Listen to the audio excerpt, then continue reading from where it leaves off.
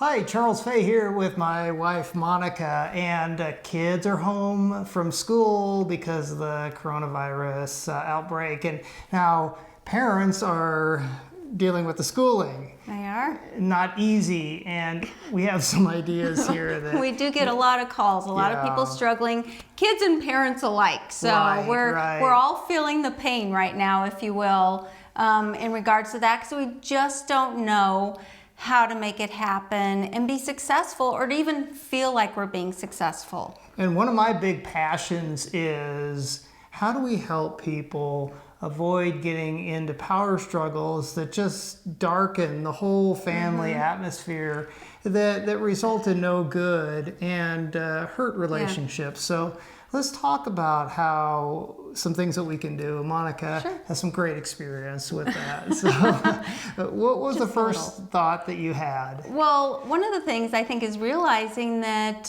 things are different, and change is happening in a lot of ways, but kids are different. This is all different for them.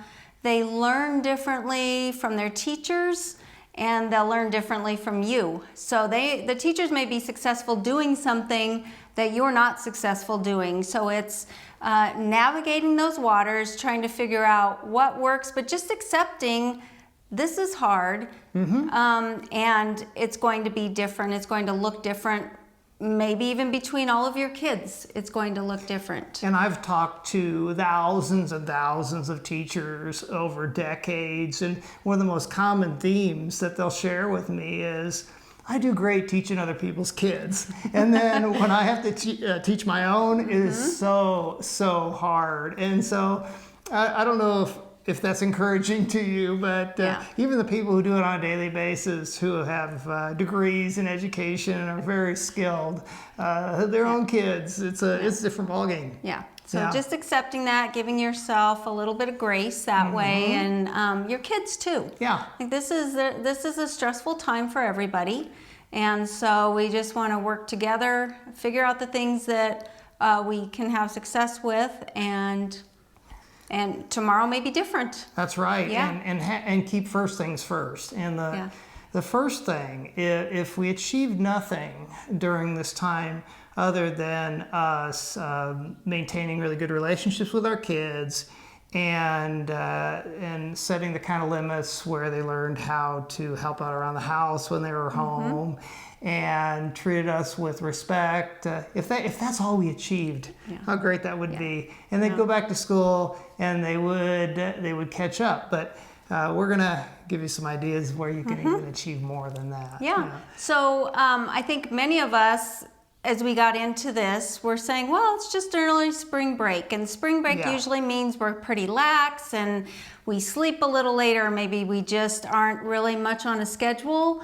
But we're realizing, schedules matter. And so if we can get on a schedule and use love and logic a little bit in making that happen, goes a long way. And that looks like choices. Right. Allowing our kids to feel as though they have some say in how things go.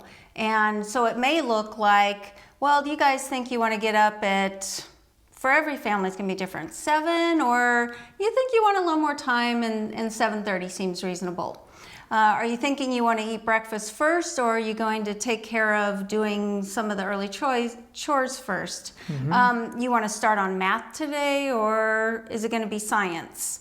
At what point are we going to look at doing recess? Are we going to do that before we do language arts, or does language arts kind of just really one of those things you don't want to do, so we're better off taking care of that and then going to recess? And the general rule, honestly, is that we're probably, what do you think, better off tackling some of the more difficult things earlier in the day? And so, when I was a kid, and I still am, I always eat my vegetables first if they're on my plate, because I don't like them that much, and then it gives me something to look forward to. So it's human nature, but if we wait for those harder things later in the day, we're tired, kids tired, and usually. And I would say sometimes, I agree with that, but sometimes you want the kids to figure out that I need to decide to do the harder things first, and that may look like them having recess and doing all that, then doing the harder subjects and not being able to get through them or really having meltdowns.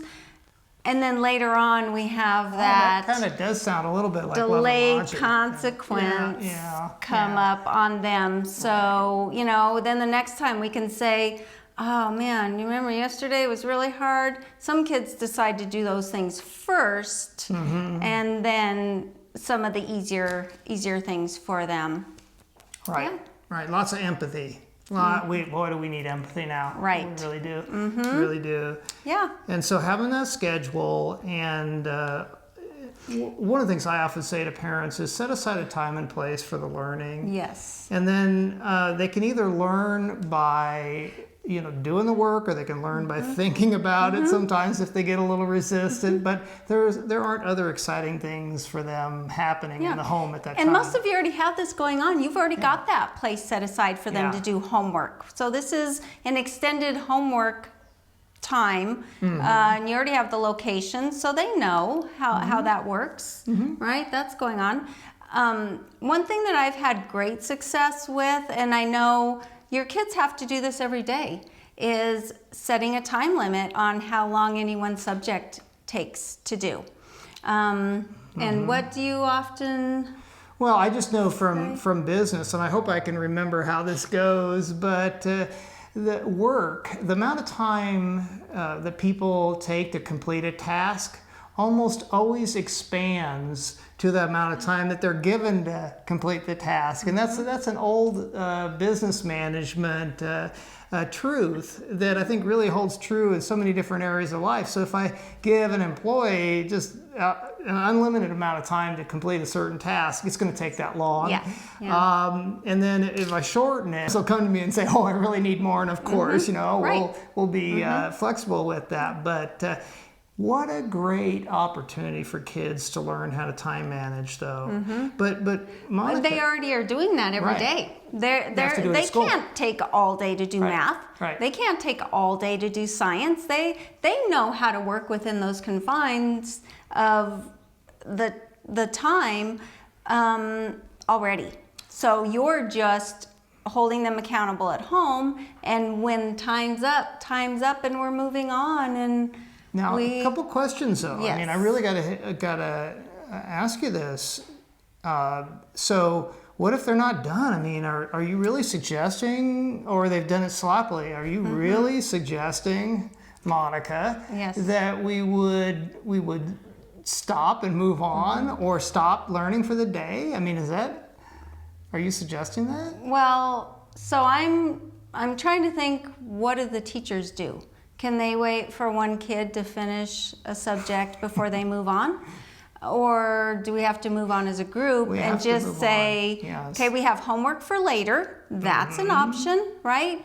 Or we just say, well, you did a good job getting done what you got done, and now we need to move on to the next subject. And maybe during free time, say, hey, what are your thoughts on going back and finishing those math problems that you didn't get to, and letting them decide to either do it or not do it. But that really leads into that final thing, is allowing their learning to be their learning. That's right. And we can't do it for them.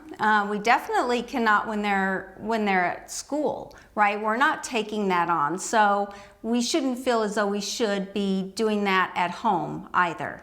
And so much of this is not just about teaching responsibility and teaching good work habits, but it's also about maintaining the relationships in the home. And I love the idea of having a reasonable time to work on something, and then being able to say, okay, the time's up on that.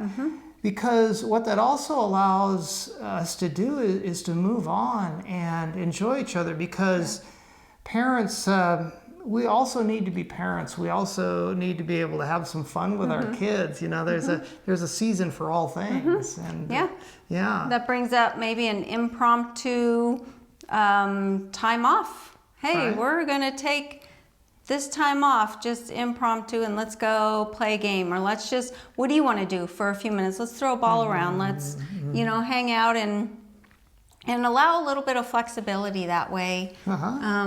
Yeah, that does go a long way when they don't really feel does. like it's, all about just really learning, no fun, and we've got to get through the stuff. And I learned very early on, just checking off boxes and getting through the stuff, we were both miserable.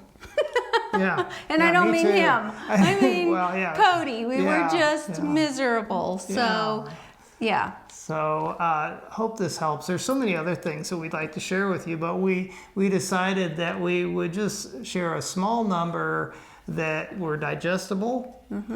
And we'll come back and hang out with you again and perhaps share some more. Thanks for watching.